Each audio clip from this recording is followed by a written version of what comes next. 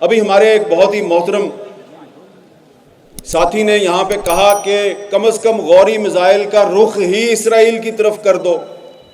بھائی آپ کو پتہ ہونا چاہیے کہ غوری میزائل کا رخ اسرائیل کی طرف کرنے کی کوشش کی تھی ایک آدمی نے، اس کا نام تھا ڈاکٹر عبدالقدیر خان. اور یہ جو بات میں آپ کو بتانے لگا ہوں یہ خود مجھے ڈاکٹر عبدالقدیر خان صاحب نے بتائی.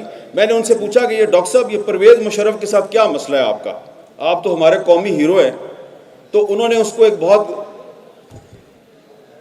ناقابل بیان قسم کی گالی دی اور کہا کہ میں نے جب غوری میزائل کی رینج جو ہے وہ 5000 کلومیٹر کرنے کی کوشش شروع کی اور پروجیکٹ کے لیے جب میں نے ان سے فنڈز مانگے تو انہوں نے کہا اچھا اس کا مطلب ہے تم اسرائیل کو ٹارگٹ کرنا چاہتے ہو، تو ہمارا تو دشمن انڈیا ہے، تو یہ 1500 یا زیادہ سے زیادہ 2000 کلومیٹر سے آگے تم نہیں جا سکتے.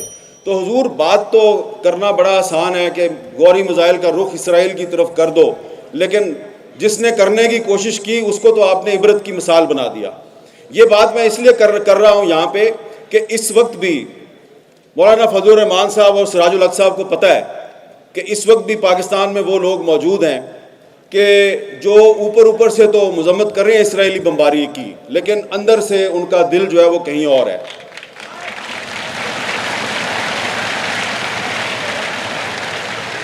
میں کوئی لمبی چوڑی بات نہیں کرنا چاہ رہا. دسمبر کا مہینہ ہے اور دسمبر کا مہینہ اس لیے امپورٹنٹ ہے کہ دسمبر 1931 میں شاعر مشرق علامہ اقبال نے مسجد اقصیٰ کا دورہ کیا.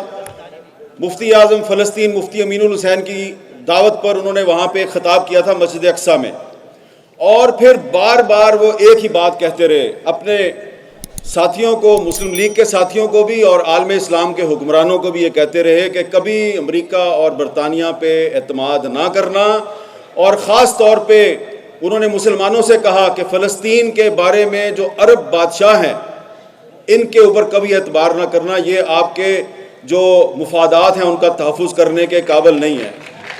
اور یہ بات آج صحیح سچ ثابت ہو رہی ہے. اس وقت میں کسی عرب بادشاہ کا نام نہیں لینا چاہتا کہ وہ تم تو بہت کچھ کر سکتے ہو لیکن تم نہیں کر رہے.